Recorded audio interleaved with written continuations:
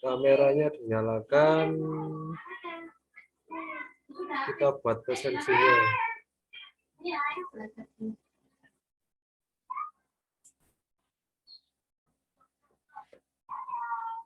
Yuk, kameranya dinyalakan.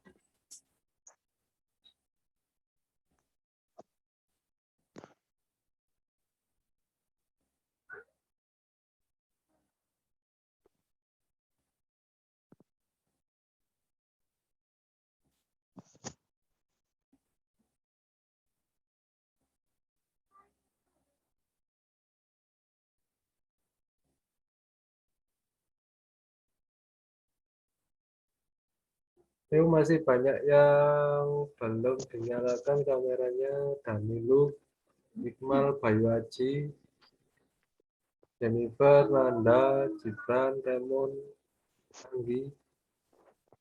Dinyalakan dulu.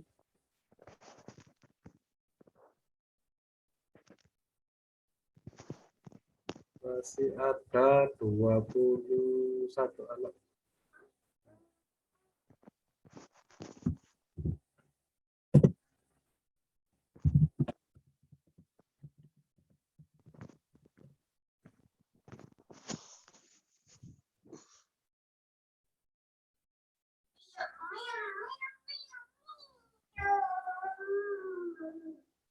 Afrida, dinyalakan kameranya.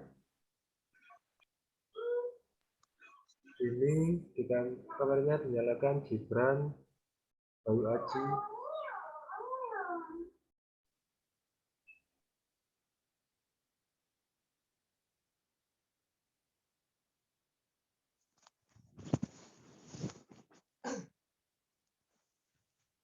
Baru bangun Afrida. Assalamualaikum. Waalaikumsalam.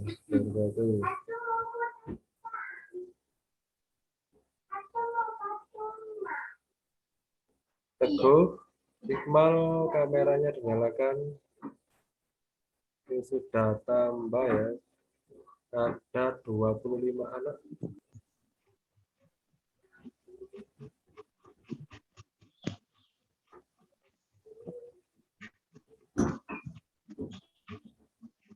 Oke, kita mulai aja ya sambil menunggu teman-temannya. Assalamualaikum warahmatullahi wabarakatuh. Waalaikumsalam. Waalaikumsalam warahmatullahi wabarakatuh. Oke. Mohon maaf yang kemarin masih belum bisa memberikan materi ya, soalnya kondisinya masih agak kurang enak badan. Apa-apa.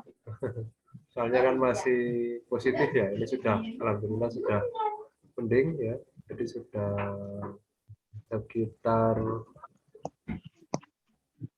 berapa hari? Sekitar 14 lah, 14 harian, sekitar 14 harian. Oke. Soalnya penularannya sangat cepat ya. Kemarin itu hanya hitungan hari aja sudah ketularan. Untuk COVID yang sekarang ini sangat bahaya ya. Jadi banyak di sekolah kita yang terpapar, mungkin hampir separuh yang terpapar kena COVID ya.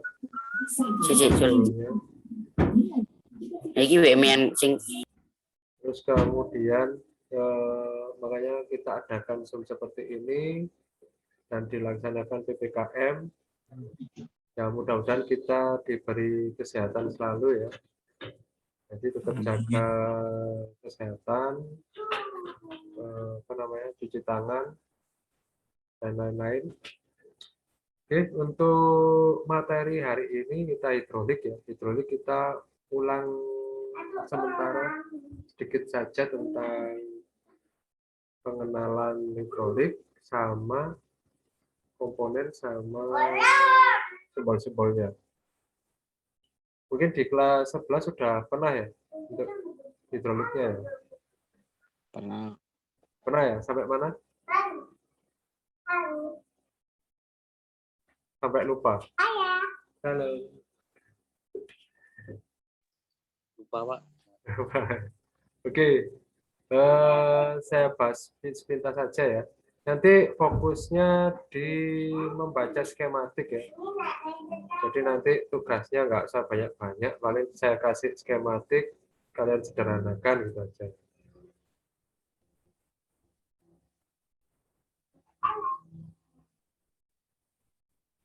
Oke, saya share screen dulu.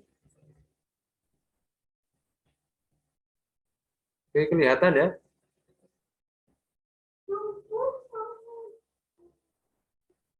Kelihatan, Pak. Sangat kelihatan, Pak. Kelihatan, Pak. Kelihatan, Pak. Oke, ada yang tahu hidrolik itu apa?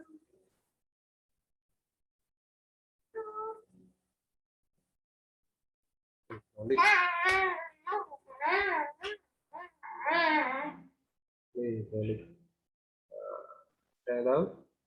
Kalau mau jawab di unmute dulu.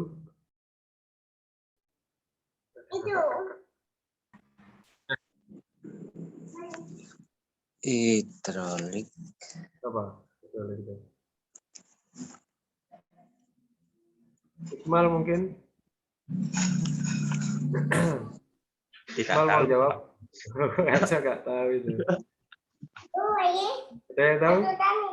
Danilu? Lupa saya, Pak. Hidrolik itu adalah suatu sistem ya, yang menggunakan tenaga fluida untuk tenaganya. Nih. Beda dengan pneumatik ya. Kalau pneumatik menggunakan tenaga udara. Terus sekarang apa bedanya antara memakai tenaga udara sama fluida? Apa bedanya?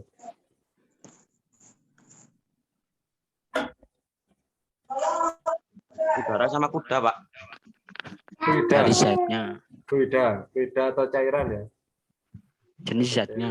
Ya, jenis zatnya. Apa bedanya antara kalau memakai atau contohnya dulu aja, Wis. Contohnya kalau yang memakai hidrolik apa, yang memakai pneumatik apa? Udara itu ngalir. Rim. Rim angin. Apa?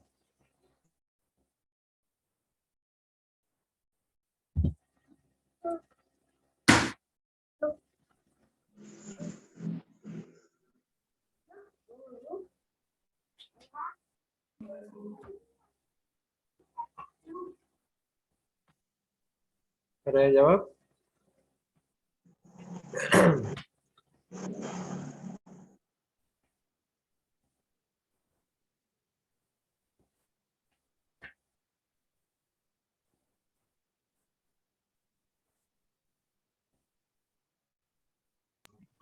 Nah, ini kalau Rem itu pakai fluida, udara, Pak. ya bedanya sama yang memakai udara. Kalau fluida itu contohnya kayak di ekskavator itu kan pakai hidrolik ya, tenaga hidrolik. Jadi tenaganya besar, terus kemudian pergerakannya itu halus. Ya. Tapi kalau memakai udara atau pneumatik itu gerakannya kasar, kayak menghentak-hentak. Karena sifat dari udara kan dapat dimanfaatkan ya. Kayak kamu memompa sepeda, itu kan kalau sudah maksimal kan masih bisa ditekan lagi kan ya. Nah, tapi kalau fluida itu kayak dongkrak itu, kalau sudah maksimal dia tidak akan bisa didorong lagi ya. Nah, itu bedanya. Kalau fluida itu tidak bisa dimanfaatkan. Bisa dimanfaatkan hanya 0, sekian sentimeter atau milimeter ya. Jadi dianggap tidak ada. Ini jadi keuntungan dari memakai FIDA. Terus kemudian kalau memakai FIDA itu sifat pelumasannya sangat tinggi. Makanya kalau di alat-alat berat itu lebih memakai hidrolik daripada pneumatik. Kalau pneumatik biasanya digunakan di kompaktor atau istilahnya slender ya untuk memadatkan. Itu butuh getaran. Jadi memakai tenaga pneumatik.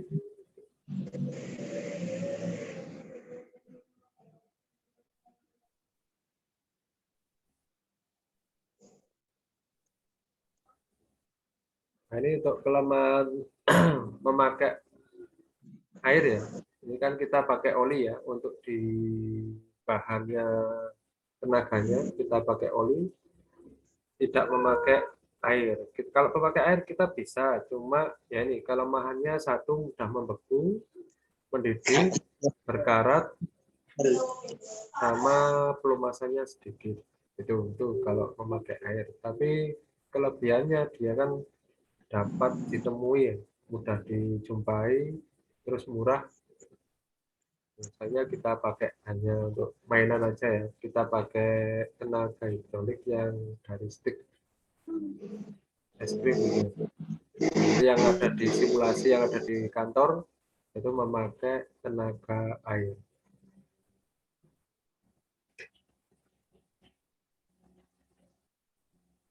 Oke, untuk rumusnya ya yang biasanya kita pakai ini F P kali A. F-nya gaya, P-nya tekanan, dan A-nya luas penampang. Ini yang harus dipegang. Dibolak-balik pun rumusnya tetap sama ya. Ini yang harus kita pahami. Ya. Jadi hukum Pascal.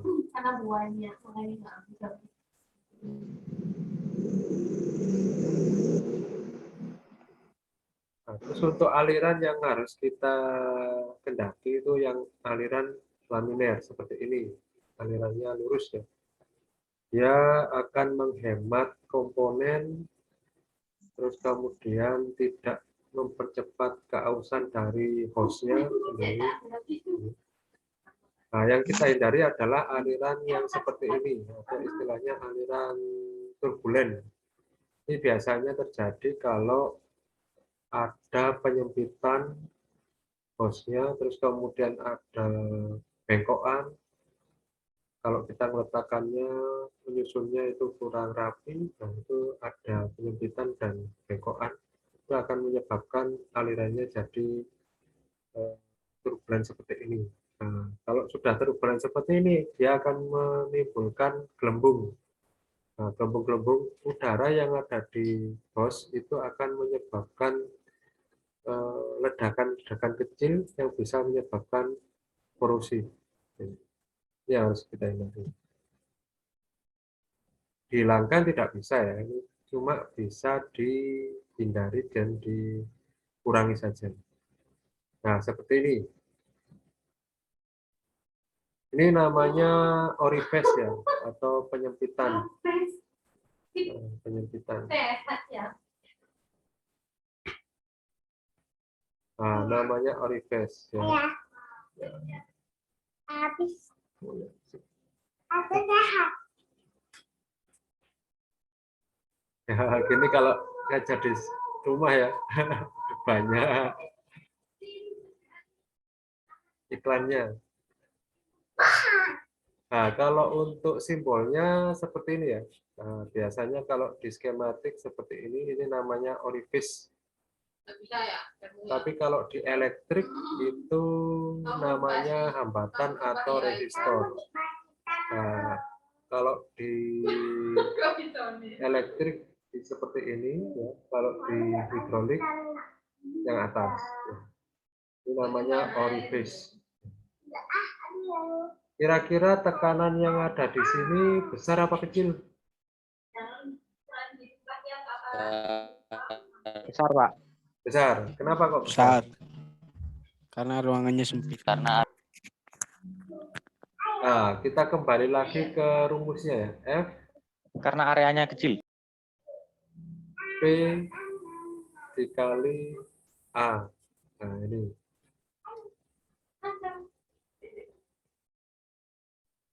Nah, kita perbandingkan tekanan sama luas penampang ya. Misalnya kita F, ya, kita taruh di sini, jadi kita dibagi ya. Sama dengan P. Berbanding terbalik ya. Jadi luas penampangnya kecil, tekanannya tinggi. Ini tekanannya naik. Kalau di sini, ini tekanannya turun. Ini namanya orifice ya. Tujuannya dia untuk membesarkan tekanan, terus memberikan hambatan, orifice. Sampai sini dipahami ya? Paham. Paham, Pak. Paham, Pak. Terus kita masuk lagi ke nih. Ini ada orifice secara seri.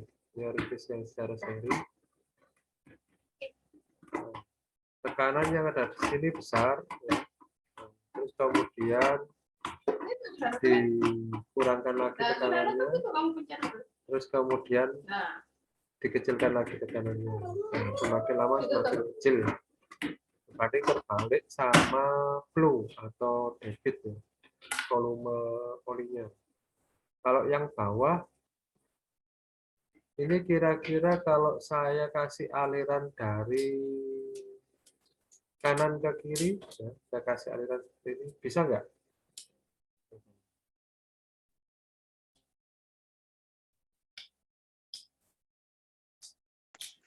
Nggak bisa, Pak.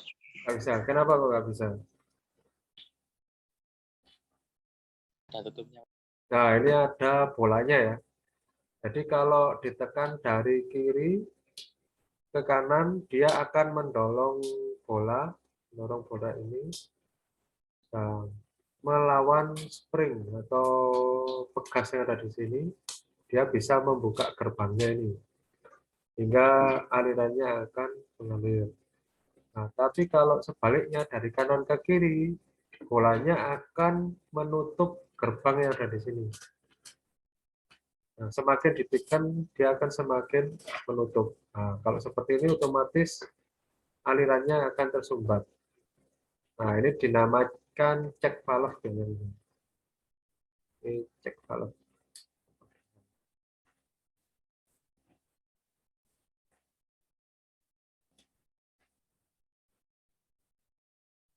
Ini check valve. Kalau yang atas ini adalah namanya apa ini? Untuk menghambat tadi. Orifice. Orifice. Ya. Orifice. Yang atas itu orifice, yang bawah itu check valve. Ini orifice valve atau yang bawah itu check valve.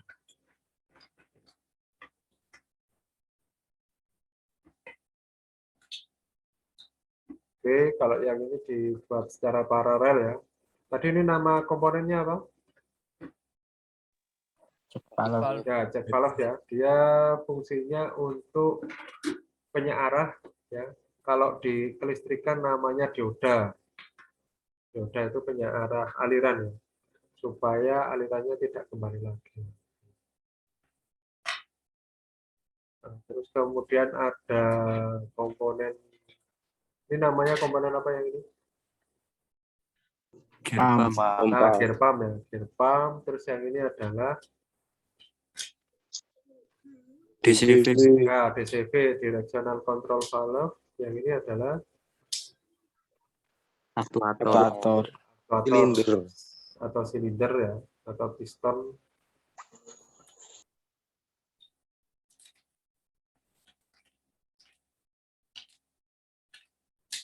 Oke, langsung ke skematik ini. Nah, ini aliran yang di sini yang perlu kita pahami adalah simbol-simbolnya ya. Nah, ini ada yang B, ini ada tangki, simbolnya tangki U ya, U terbalik. Nah, U seperti ini adalah tangki. Terus kemudian segitiganya, terus ada ini ada apa namanya, garis putus-putus ya. Ini namanya filter. Filter. Kalau yang ada panahnya yang atas ini,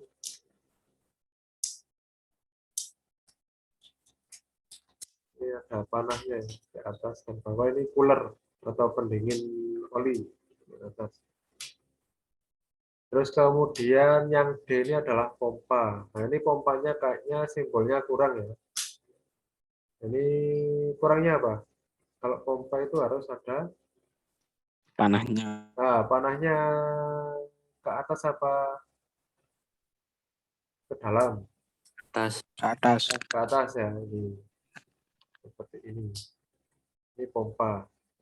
Nah, ini masih ada kurang lagi. Kalau seperti ini adalah simbol dari kompresor atau pompa udara. Tapi harus kita warna pakai hitam ya. Hitam seperti ini. Nah, kalau seperti ini berarti menandakan pompa fluida atau pompa hidrolik. Tapi kalau segitiganya terbalik, ini segitiganya terbalik berarti dia adalah motor. Ya. Nah, beda tanda, beda kegunaan. Ini yang atas pompa, yang bawah adalah motor. Oke, alirannya akan menuju ke sini, ya, disedot oleh pompa. Terus kemudian dialirkan ke DCP. Kalau DCP masih kondisi tertutup, dia akan dibuang menuju ke relief valve atau PCV ya. Ini pressure control valve ya. Namanya banyak ya. Untuk pengaman relief valve. Nah, misalnya di sini tertutup ya. Ini kan masih tertutup. Nah, terus kemudian dia akan naik ke atas ini. Dia akan mendorong yang spring yang ada di sini supaya alirannya akan sejajar dengan salurannya. Kalau sudah sejajar, berarti alirannya akan dibuang menuju ke tangki. Kalau sudah dibuka atau normally open seperti ini, dia alirannya akan ke aktuatornya. Aktuator. Oke. Sampai sini ada yang tanyakan? Tidak, Pak. Aman ya? Gampang hidrolik ini. Kalau dibandingkan dengan elektrik, lebih mudah ini hidrolik. Soalnya masih bisa dilihat. Kalau elektrik sulit dilihat.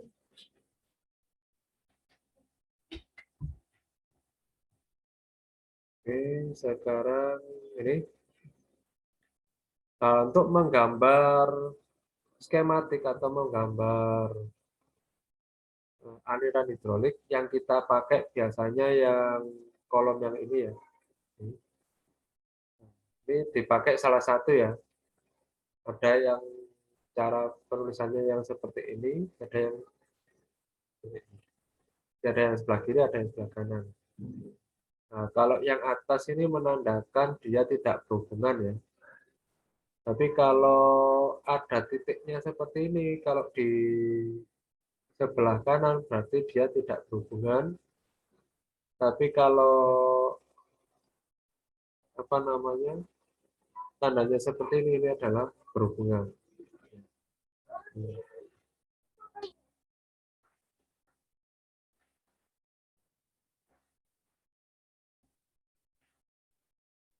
Ya, jadi berhubungan.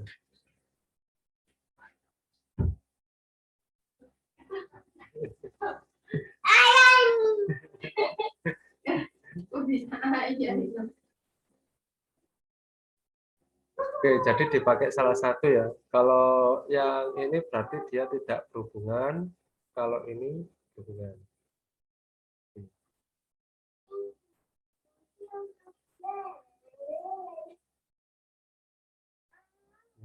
Ini.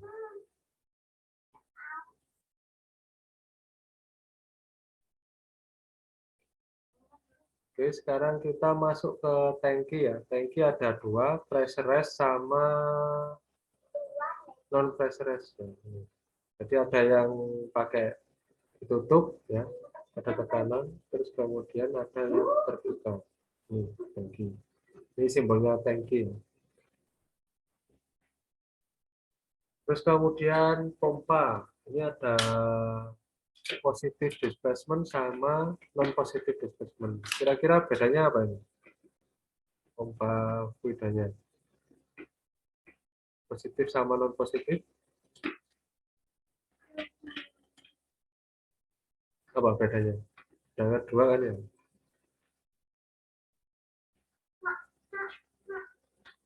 Ada yang tahu? Altaf mungkin mau jawab? Iya, ini buat video yang mana ya? Yang besar. Berarti yang itu. Oke. Yang kecil sekarang yang kecil. Nah, kita kembali lagi ke sini ya. Kalau positif displacement ya, itu celahnya kecil. Nah, karena celahnya kecil, dia membutuhkan pengaman atau relief valve atau pressure control valve. Ini yang ini. Makanya kalau nggak dikasih pengaman, dia akan tetap memompa ya ke ke sirkulasi ke sistem. Lama-lama dia akan menyebabkan kerusakan baik di komponen DCP-nya, hose-nya bisa pecah atau pompanya bisa rusak. Nih, kalau tidak dikasih pengaman. Soalnya celahnya sangat kecil kalau positif displacement. Kalau yang non positif displacement itu celahnya sangat besar. Contohnya itu adalah pompa air ya atau sanyo. Ya. Nah, seperti yang di sini ya ini adalah water pump ya. Ini celahnya besar. Kalau celahnya besar, otomatis kalau ditutup salurannya, itu dia akan melewati celah-celah yang ada di sirip-siripnya ini, kembali lagi ke tangki. Gimana? Bisa dipahami ya? Bisa bedakan antara non positif sama positif? Siap, bisa, Pak. Ya. Kalau yang gear pump ini yang positif ya, soalnya celahnya kan sangat kecil ya. Nah, kalau untuk dikembalikan lagi ke tangki sendiri itu sangat sulit, soalnya celahnya sangat kecil, terus kemudian kekentalan fluidanya sangat kental sekali, jadi tidak mungkin untuk dikembalikan lagi lewat pompa. Makanya dibutuhkan pengaman yang namanya relief valve atau pressure control valve. Beda kalau ini pompa air ya. Kalau di pompa air kan nggak butuh pengaman ya. Kayak di rumah kalian kalau ada sanyonya atau pompa airnya, kalau ditutup kerannya kan nggak akan meledak kan pompanya. Nah, dia akan memompa terus, ya. Tapi ya bisa lama-lama panas, ya. Soalnya dia akan terjadi gesekan, ada yang masuk, ada yang keluar. Dan dibuang lagi ke luar kan melalui celah-celah di sini. Gitu. Tapi kalau yang positif, sekali diadakan penyumbatan, pompanya bisa langsung rusak atau hose-nya yang pecah. Gitu. Tergantung yang kuat yang mana. Di sekolah pernah bongkar pompa ya? Di sekolah itu ada pompa gear pump, terus kemudian ada fan pump yang ada siripnya ini, juga ada yang grotter pump, piston pump. Sudah pernah ya bongkar pompa? Pernah, Pak. Pernah, Pak. Pernah. Kita tinggal nanti memperdalam aja. Nah, ini ada contoh pompa piston ya. Kalau di sekolah mungkin switch split-nya ini, switch split ya. Switch split itu ini. Nah, ini switch split ini. Atau pairing ya. ini permanen, tidak bisa dirubah-rubah, namanya fix. Kayak yang sebelah sini nomor 1 ini. Kalau yang nomor 2 ini suspendnya bisa digerak-gerakkan, bisa diposisikan lurus, bisa diposisikan miring. Nah, kalau diposisikan lurus gimana? Alirannya besar apa kecil? Kecil. Nah, kecil ya, atau bahkan tidak memompa ya. Soalnya dia tidak ada perbedaan seperti yang ada di gambar. Semuanya lurus. Nah, kalau semuanya lurus, otomatis dia tidak akan memompa. Tapi kalau ada perbedaan ketinggian, dia akan memompa. Ini adalah cara kerja dari piston pump. Ingat-ingat, kalau pompa itu menghasilkan aliran, bukan menghasilkan tekanan. Yang menghasilkan tekanan itu adanya perubahan dimensi, seperti yang ada di sini. Nah, ini.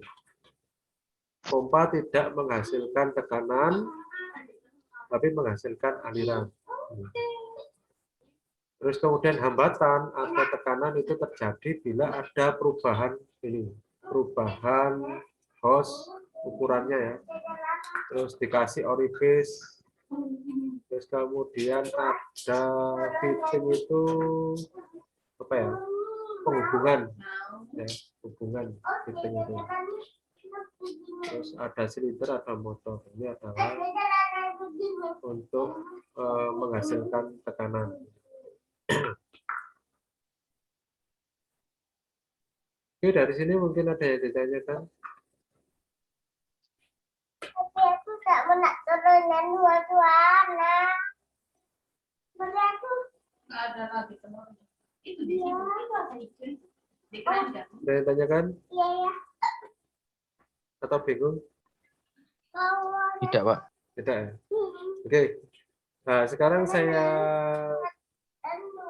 perlihatkan ya, kalau perbedaan pompa sama motor ya.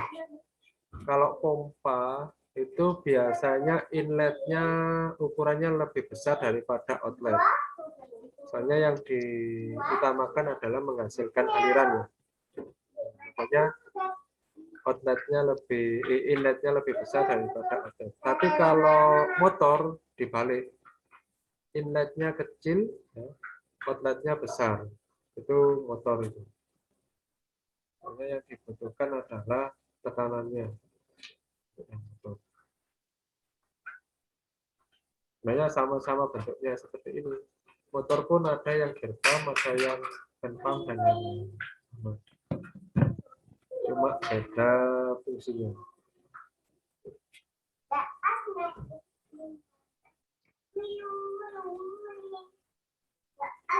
Iya, ini ada simbolnya pompa.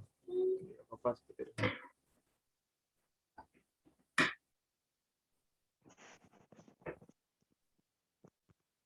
Kalau untuk piston saya kira sudah paham ya. Pistonnya bentuknya ya seperti ini. Cuma ada yang dikasih casing atau peredam ya seperti ini. Ada peredamnya berupa karet, ada berupa apa namanya, aliran fluida.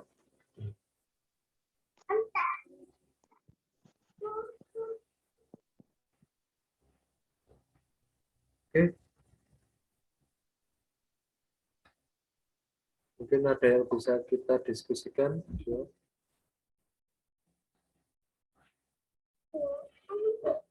Nah, nanti ada tugas sedikit ya. Tugasnya hanya untuk menggambar apa namanya, rangkaian hidrolik ya.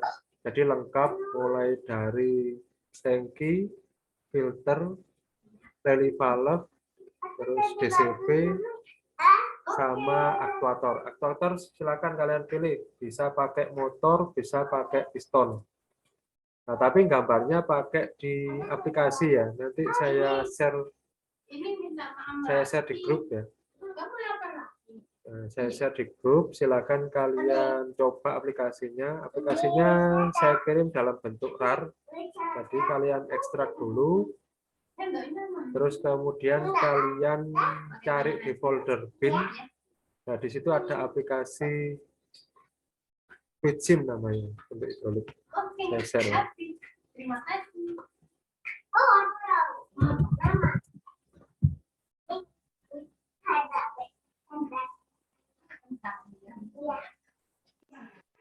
Pak, izin bertanya, itu Ya, aplikasi silakan. untuk account Android bisa, Pak? Apa PC itu? Oh, PC memang aplikasinya untuk PC. Kalau untuk Android belum bisa ini. Nah, Oh ya, Pak, terima kasih. sudah saya kirim di grup ya. Itu ada Google Drive ya. Di situ pun ada contohnya punyanya B3 mungkin kalau kepingin lihat-lihat. Nah, di situ. Yang penting jangan dicontoh. Ya, lebih baik dicoba sendiri ya gambar supaya tahu cara kerjanya. Itu bisa di play. Jadi kalau nggak bisa di play berarti ada salirannya yang salah atau yang putus. Minggu depan nanti saya praktekkan ya cara gambarnya juga. Nah, sekarang kalian coba dulu aplikasinya, silakan gambar-gambar sederhana, terserah pakai DCV yang 3 saluran atau 2 saluran terserah ya. Yang penting terbentuk dulu, ada tangkinya, ada filternya. Gimana? Ada kesulitan? Saya mau tanya, Pak. Ya, silakan. Tadi alirannya dari tangki, pompa, terus kemana, Pak? Ya, tangki, pompa, DCV, DCV, aktuator. lalu relief gitu, Pak? Langsung relief dulu atau gimana, Pak? Sama kayak ada di sini. Saya tunjukkan ya contohnya. Pakai yang sederhana aja.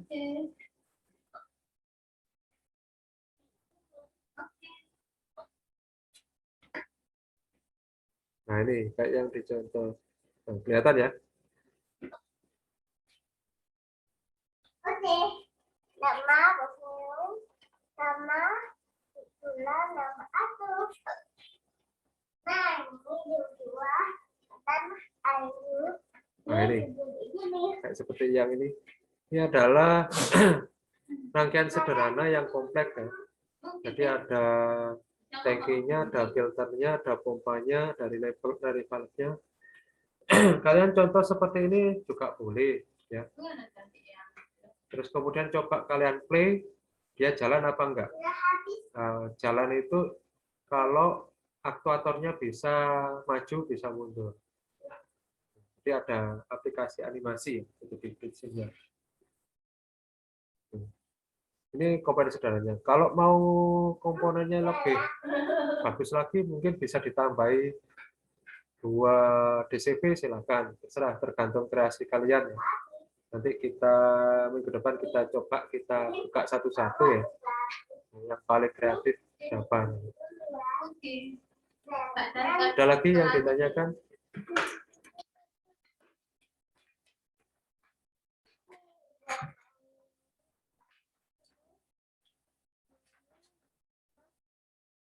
Pak, boleh dijelasin ulang yang tadi tentang PCV tadi, Pak? Yang PCV. PCV. Rangkaiannya saya besarkan dulu supaya kelihatan.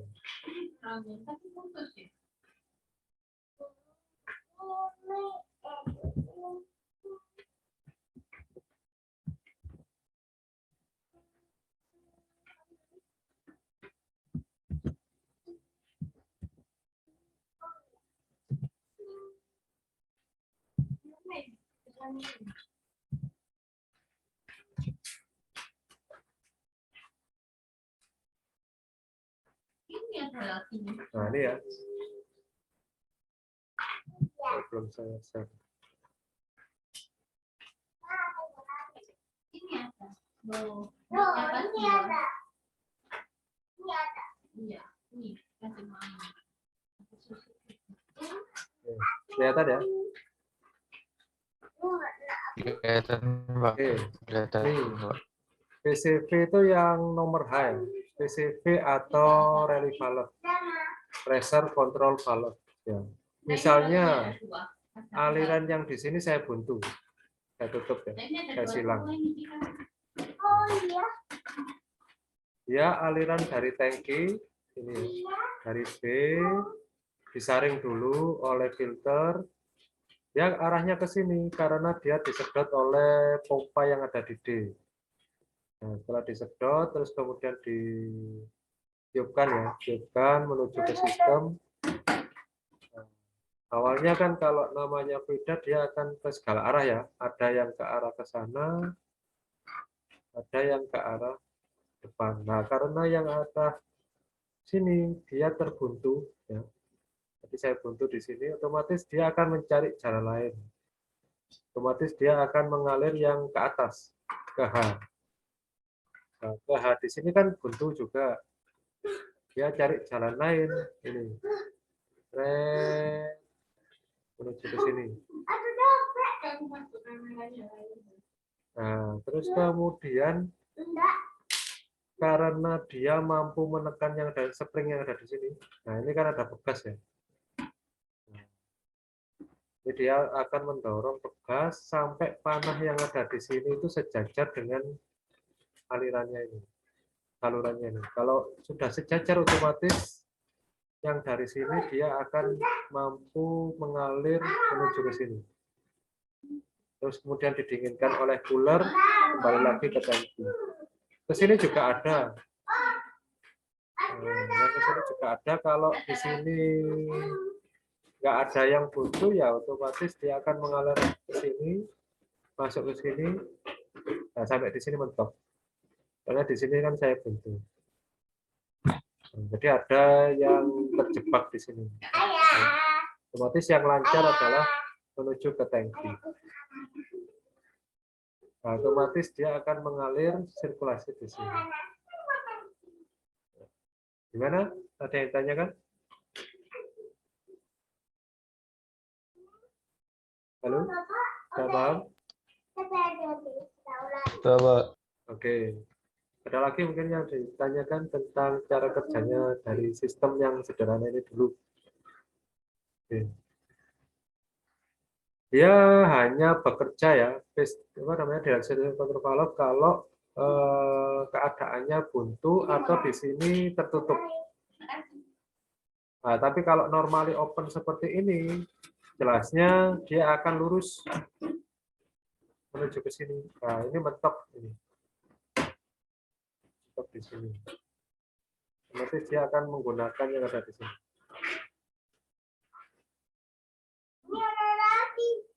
Ada lagi?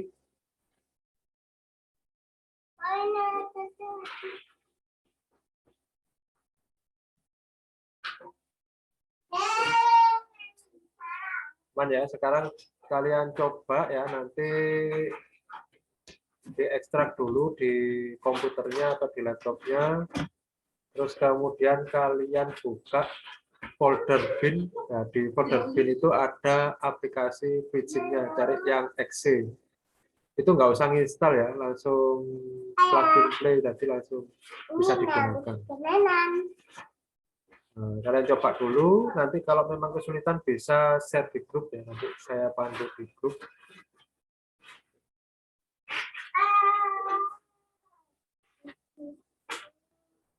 Gimana?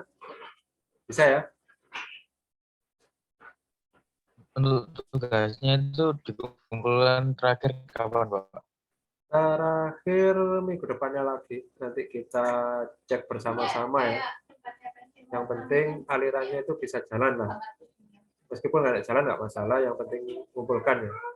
Nanti kita ajari kembali, jadi pas waktu minggu depan itu kita latihan aplikasinya. Nah, supaya pas waktu minggu depan itu siap, jadi langsung paham lah. Jadi saya jelaskan ini sudah paham, soalnya sudah pernah buka. Kalau nggak buka sama sekali kan agak kesulitan kan ya.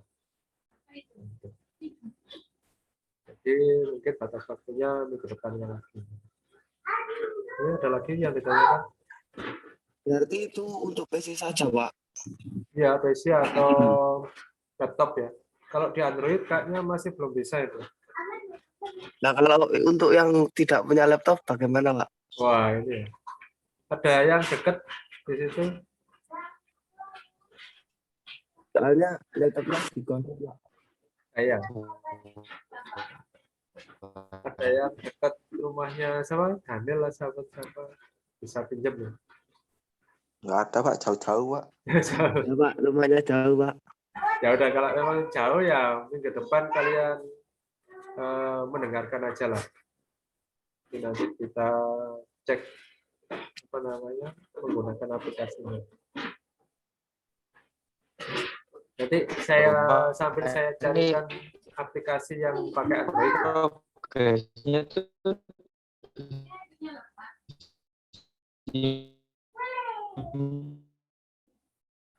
Ya, putus-putus, Daniel. Bisa diulangi lagi, putus-putus.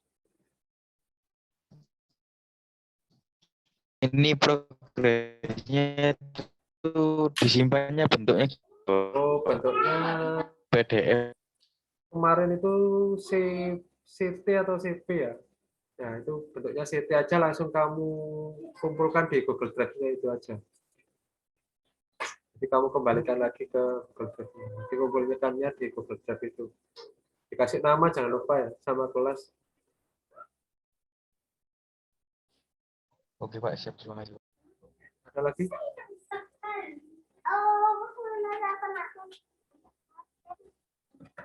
Ada ya? Oke, kalau nggak ada pertemuan kali ini mungkin bisa diakhiri cukup di sini saja ya.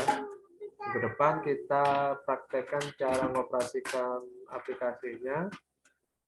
Nanti sambil kita praktekkan yang agak rumit ya, nanti rangkaiannya. Oke.